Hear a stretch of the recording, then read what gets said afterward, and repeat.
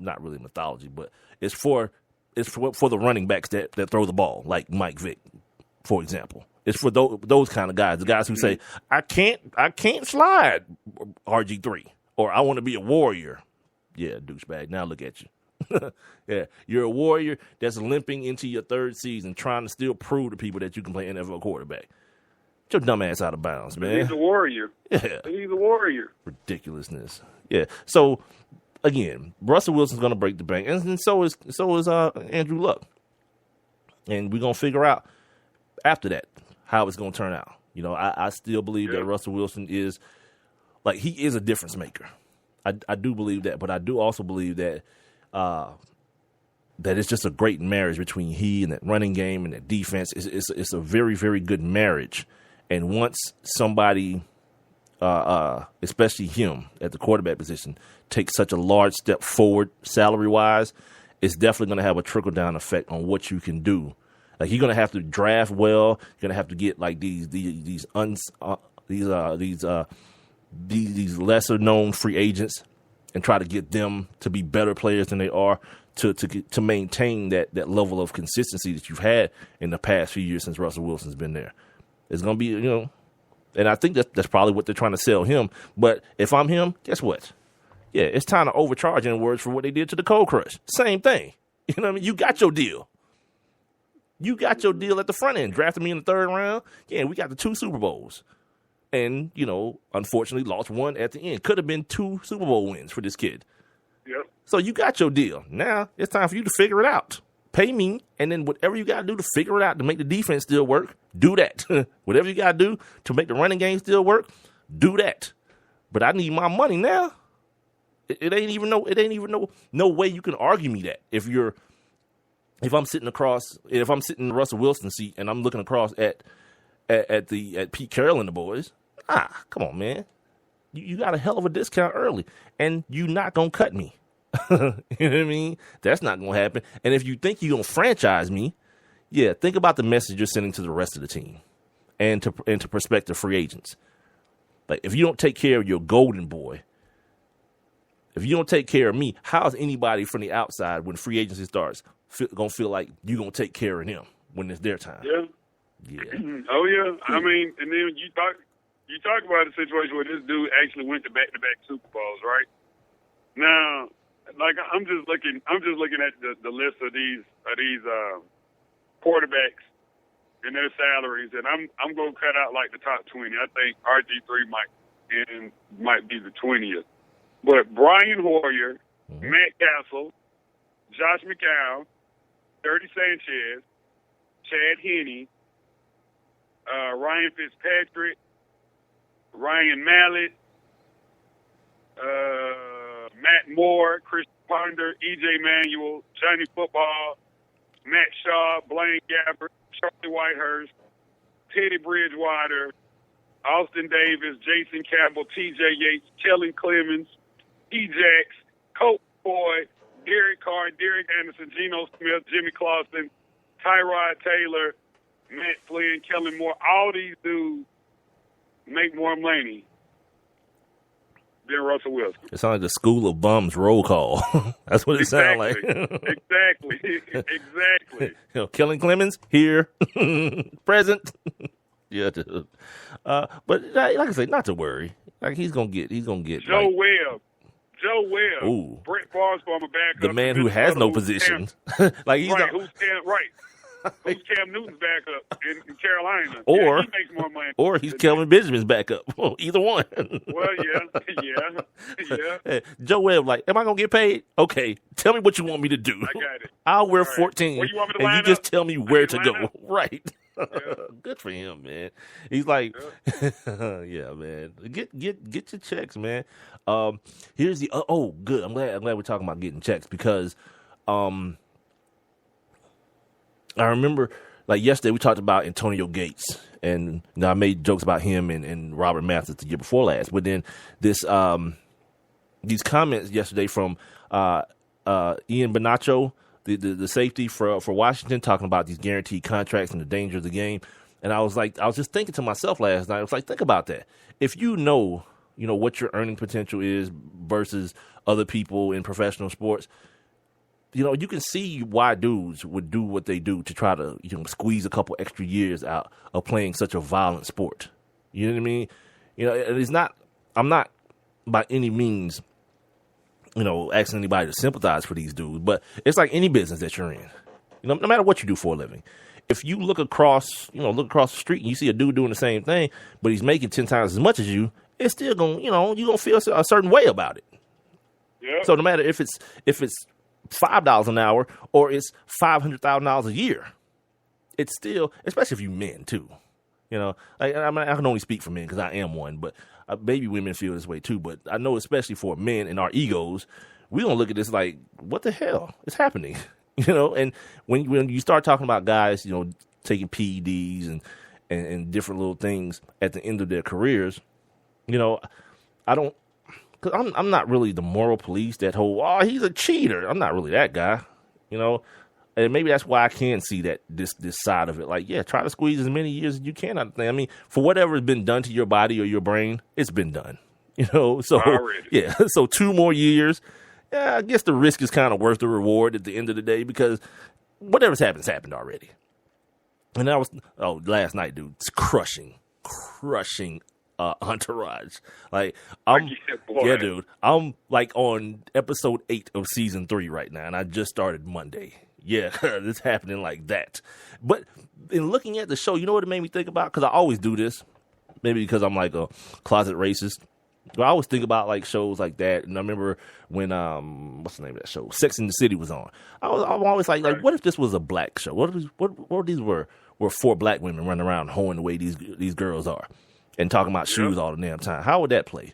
And I don't know. But then I thought about the same thing with Entourage because I really liked the show. They had that. It was just a comedy. It was Girlfriend. Yeah, and people have said it to me when I made that comment, but it's kind of different. You know, it's from what I've seen of Sex and the City, and I've seen a few episodes. I was never diehard about it, but I've seen a few episodes. It was like girlfriends had like, you know, regular girlfriend problems. These broads was pretty much hoeing, dude, especially the one. Yeah. I don't even remember her name. I watched the show. Yeah, you know what I'm talking about. Samantha. Okay, yeah, Samantha. Her. Yeah. Hey, she was just a hoe, basically, I guess. So I did the same thing with yesterday with Entourage, and not only that, I just kind of thought about, and we didn't talk about this story that came out about Deshaun Jackson. Apparently, he has a reality show. Say goodbye to your career, Deshaun. Remember the last dude that did that? The last 2 dudes that did that.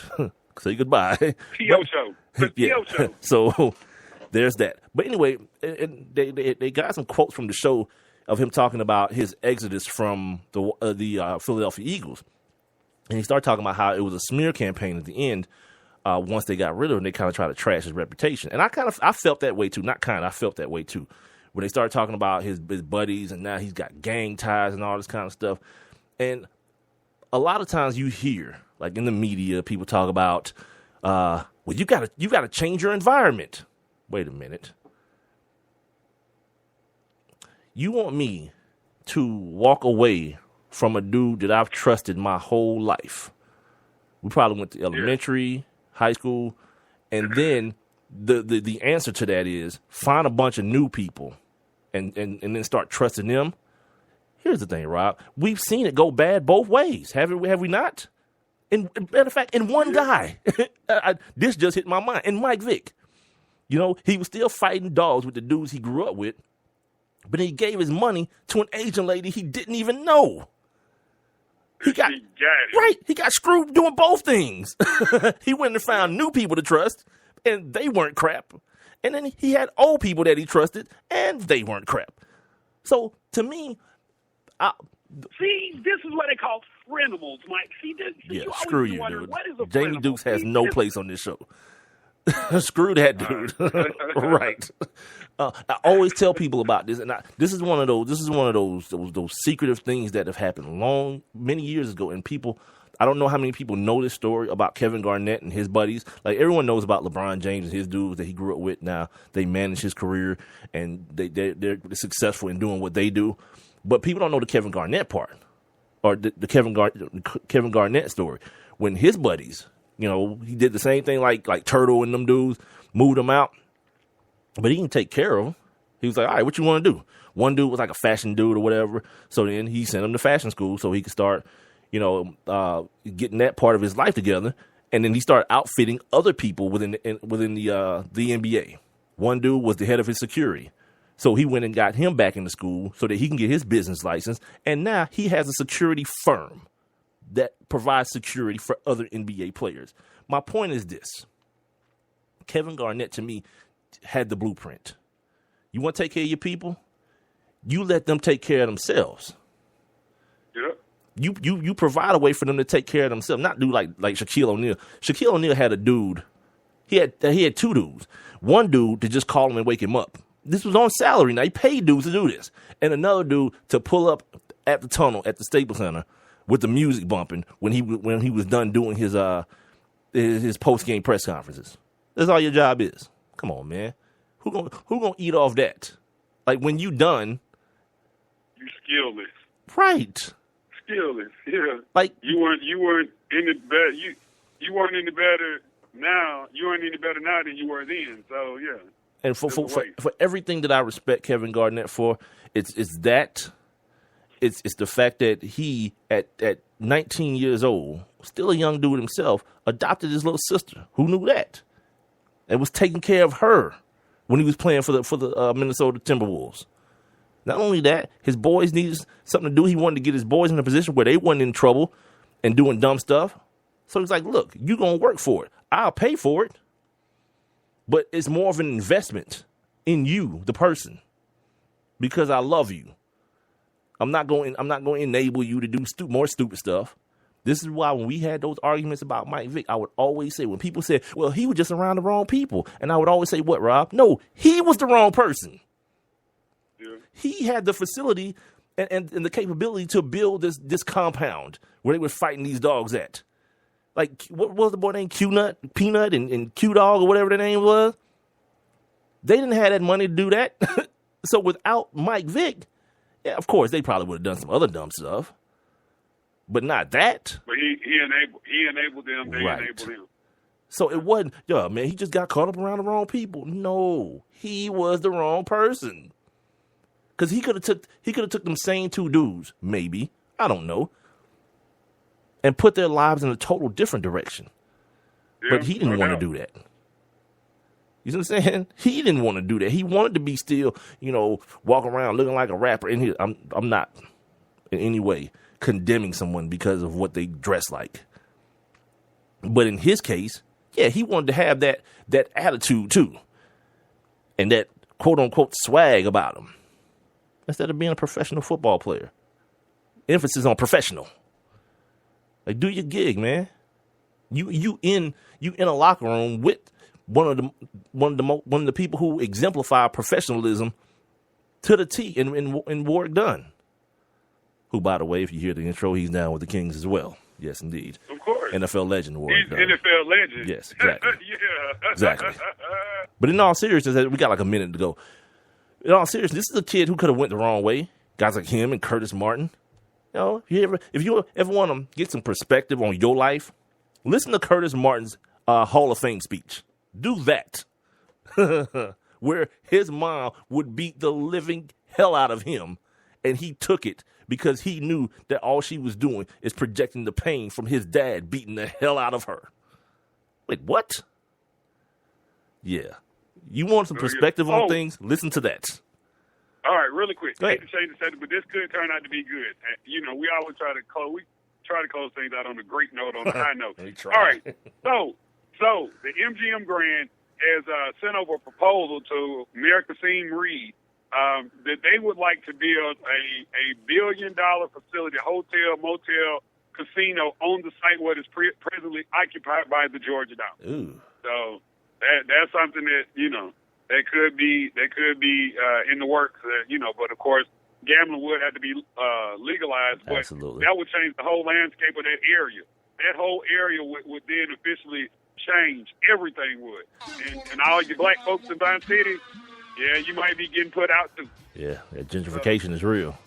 You remember they tried to do that a couple years ago down at Fort whatever that army base is that's now abandoned. Some Native Americans. Tyler Perry just bought it. Did he? Remember some Native Americans wanted to turn that into some casinos, and it went through because of we're in the Bible Belt. We don't gamble except the lotto.